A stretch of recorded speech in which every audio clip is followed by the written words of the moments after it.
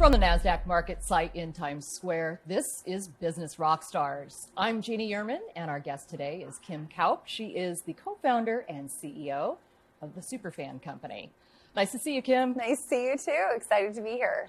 So you guys create custom, tangible solutions for fans that they can share in real life and in social media. Tell us more.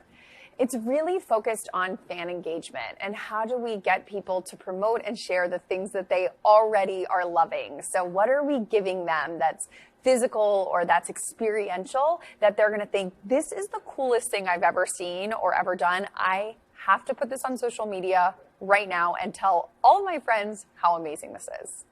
All right, so let's, before we continue in talking about the business, I want to get a sense of how this all came about. I know at a point you were working for Condé Nast in merchandising and promotions, right? Yes. Is that kind of what gave you the spark or the idea for this? I always loved magazines and I always loved content and I loved giving a reader that sort of awesome portal into another world. And so when I met my co-founder who came from a music background, we sort of had this impotence of music and magazines and how we could merge those things together and transport fans into a new experience. And so that was sort of the seedling that has now sprung into, just like a tree, a million different directions. And, you know, it's not so much how we started, which I think is true probably of most businesses. You start out on one road and you take like 5 turns and you end up somewhere totally unexpected, but still wonderful.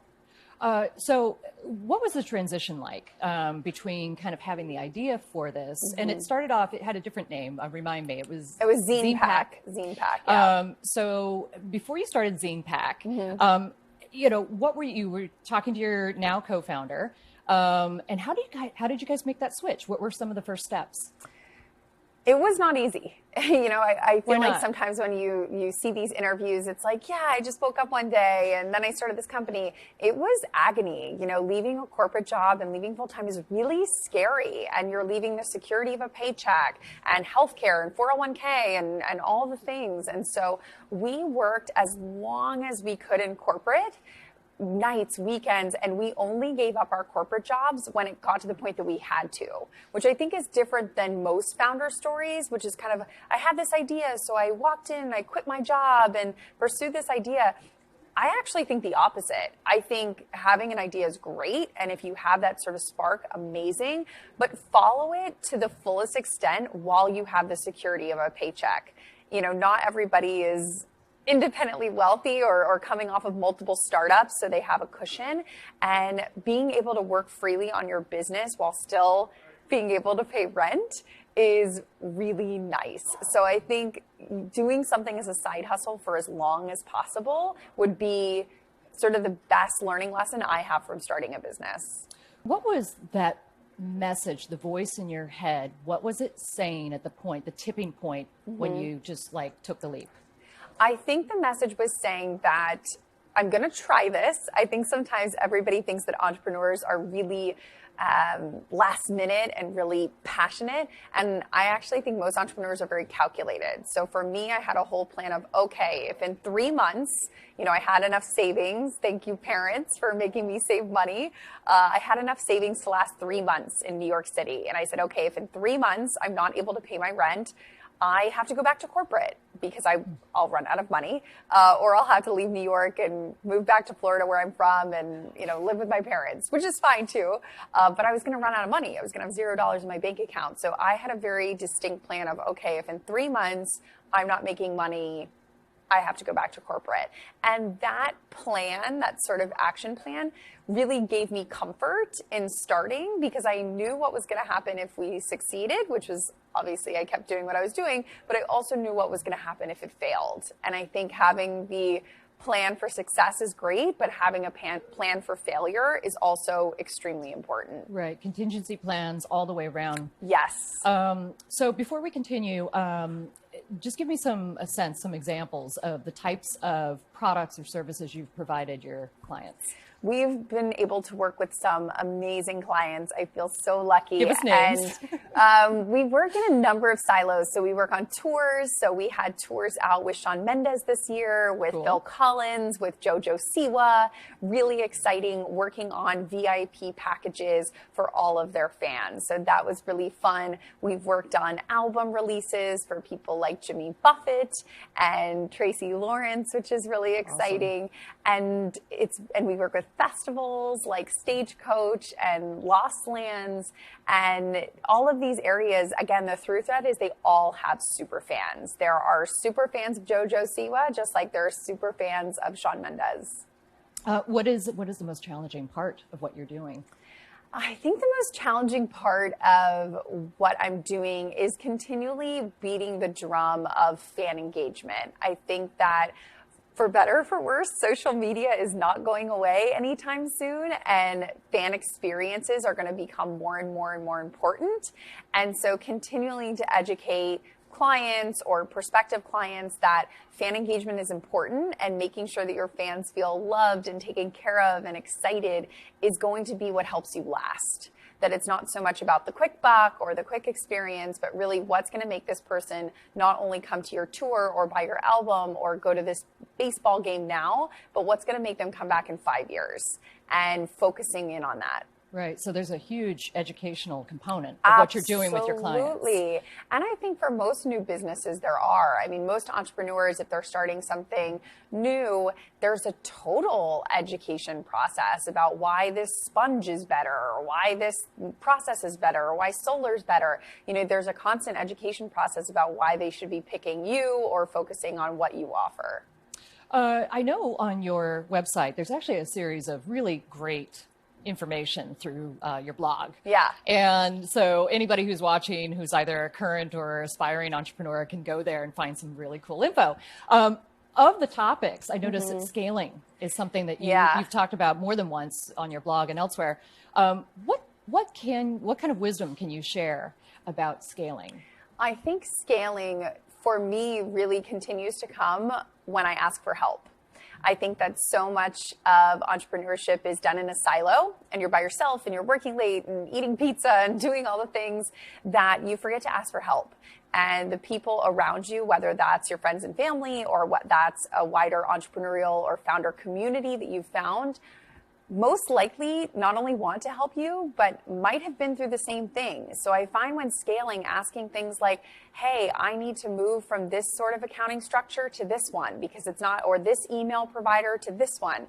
And asking those questions is really beneficial. And that's why I've started to become more and more vocal on LinkedIn and Instagram and my blog and social media, because I think that when we find that help, when we find that information of, oh, wow, they're going through the same thing, or, oh, wow, they went through that same pothole, then you can avoid the pothole. But if we all don't talk about the potholes that we've fallen in, then everyone thinks that they're alone in the problems, and you're not alone. And there are so many people that probably have the same exact problem as you, and they've already solved it. So I joke all the time, but it's like, copy somebody else's homework. There's been an entrepreneur that's been there before you, like, copy their homework. Yeah, it's cheating that's okay, right? It's cheating that's okay. Well, you're reminding me of something that I learned when I was doing a little bit of homework ahead of this, that you have a circle of fellow female entrepreneurs that you make a point of getting together with. Tell us about that.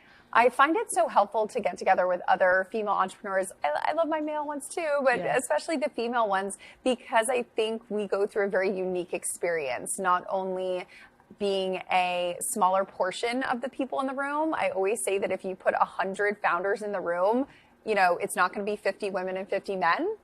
I wish it were. It's just not. It's more like 10 women and 90 men. So I think getting together with those females and saying, how did you go through this? Or how did you think about this?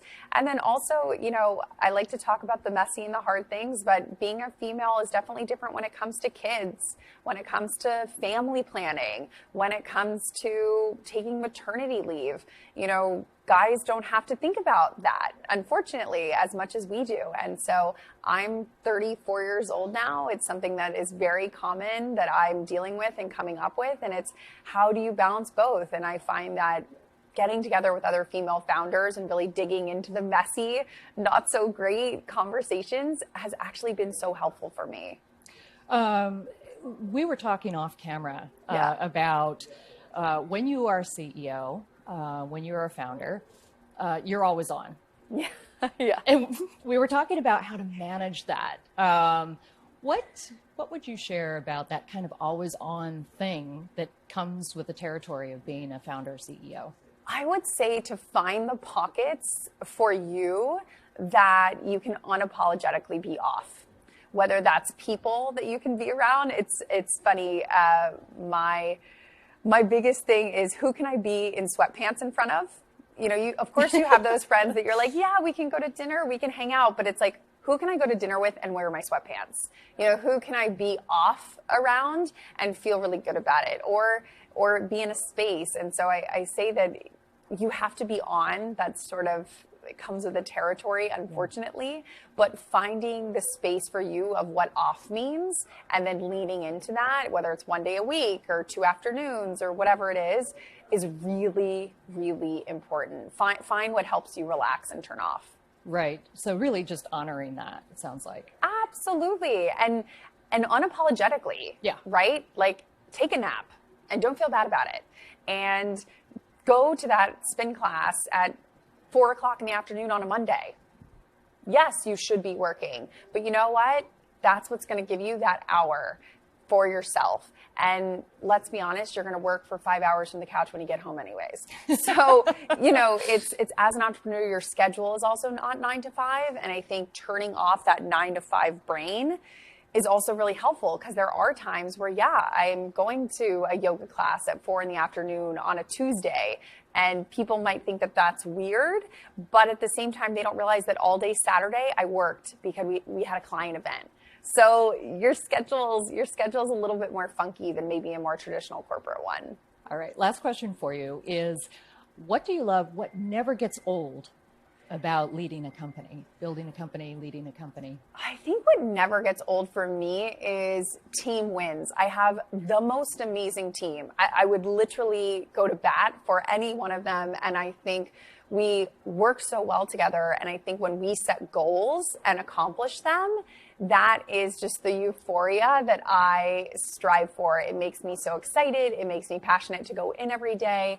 And there's something, succeeding on your own is awesome, and setting personal goals is awesome, but there's something about succeeding as a team or succeeding in a group setting that for me makes it much more fulfilling. Oh, that's awesome.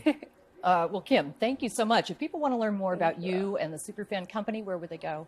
We are all over social media, and I'm all over social media. So we're at thesuperfancompany.com or kimkaupe.com. All my socials, I'm Kim Kaupe, and the Superfan Company, same thing. So we'd love to connect. Okay, and that's spelled Kaupe. Yes, I always tell people that if you're looking on Instagram, you start to type in Kim Kardashian, Kimka, and I'm like the Kim K with her clothes on. Got it. Not with her clothes off. So that's how you can differentiate. That's great. All right. Thanks so much. Thank you. We've been speaking with Kim Kaupe. She is the co-founder and CEO of the Superfan Company. From the NASDAQ market site, this is Business Rockstars.